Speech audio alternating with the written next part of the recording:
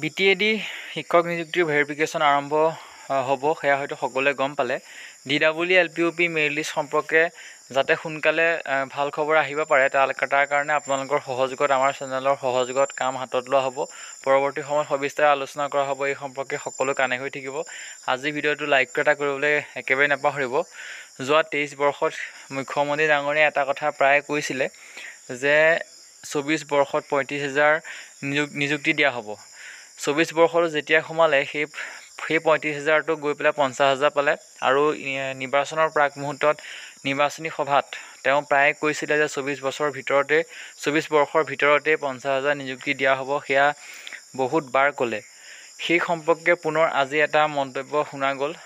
তেওঁ পুনৰ ক'লে যে 50,000 নিযুক্তি দিয়া হ'ব বুলি ক'লে আৰু এই 50,000 নিযুক্তি আজি তেওঁ যি মন্তব্য শুনা আমি দেখা পাইছোঁ সেই মন্তব্যৰ পৰা দেখা পোৱা গৈছে যে 24 বৰ্ষৰ ভিতৰতেই যেন কামখিনি সম্পূৰ্ণ হোৱা এটা আশা কৰিব পাৰি। কাৰণ পঞ্চায়ত ইলেকশ্যন আছে, পঞ্চায়ত ইলেকশ্যন সেয়া কেতিয়া হ'ব সেয়া হয়তো সকলোৱে গম পায়। তাৰ আগত কোড অফ কণ্ডাক্ট লাগিব সেয়া হয়তো গম পায় সকলোৱে। আৰু তাৰ পূৰ্বেই যে কামখিনি সম্পন্ন হ'ব সেয়া যেন অনুমান হয়, কাৰণ এতিয়াও 4 মাহ 5 মাহ সময় আছে এই পঞ্চায়ত নিৰ্বাচনলৈ। গতিকে 4 মাহ 5 মাহ সময়ো বহুত চৰকাৰৰ কাৰণে কৰিবলৈ কিবা এটা কাম কৰিবৰ কাৰণে। গতিকে ভাল খবৰ আহিব পাৰে। গোটেই বিভাগৰ আচলতে নিযুক্তিসমূহ সোমাই আছে 50,000 ভিতৰতে। কোনোবা হয়তো এটা বা দুটা আগতীয়াকৈ নিযুক্তি দিব পাৰে আৰু সেই নিযুক্তি যাতে LPUPৰ ক্ষেত্ৰত হওক তাৰে কাৰণে আমি সকলোৱে কাম কৰিব লাগিব আপোনালোকৰ কাৰণে। গতিকে পৰৱৰ্তী সময়ত এই বিষয়টো বিশেষকৈ LPUP মেৰিট লিষ্ট সম্পৰ্কে যি পদক্ষেপ সেয়া আলোচনা কৰা হ'ব। আজি মুখ্যমন্ত্ৰী ডাঙৰীয়াই যিটো বক্তব্য কৈছিলে মই সেয়া শুনাব বিচাৰিছোঁ। সকলোৱে শ্বেয়াৰ এটা কৰিবলৈ একেবাৰে নাপাহৰিব। ধন্যবাদ। ছোৱালীবিলাকক কৈ আছোঁ যে যেনেকৈ এতিয়া আমাৰ 50,000 ৰিক্ৰুটমেণ্ট হ'ব, 7% হিলছ টাইপ ৰিজাৰ্ভেশ্যন আছে।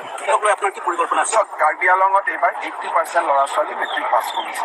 যোৱাবাৰ যথেষ্ট ল'ৰা মেজিষ্ট্ৰেটো দিছে।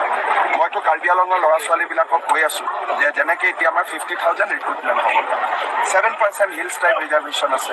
কাৰ্বি ল'ৰাসকলে আগতে ষ্টেট গভৰ্ণমেণ্টৰ চাকৰিত এপ্লাই নকৰিছে। মই তেওঁলোকক কৈ আছোঁ যে সকলোৱে আবেদন কৰিব লাগে, কাৰণ অকল কাৰ্বি আংলঙতে নহয়, গোলাঘাট নগাঁও চবতে চাকৰি আছে। হিলছ টাইপৰ পষ্টবিলাক খালী হৈ থাকে। গতিকে সেই সজাগতাটো আমি আনিবৰ কাৰণে চেষ্টা কৰি আছোঁ। আৰু বাকী কমিউনিটি অসমতো তেনেকুৱা কোনো কথা নাই, চব কমিউনিটি এপ্লাই কৰিব পাৰে।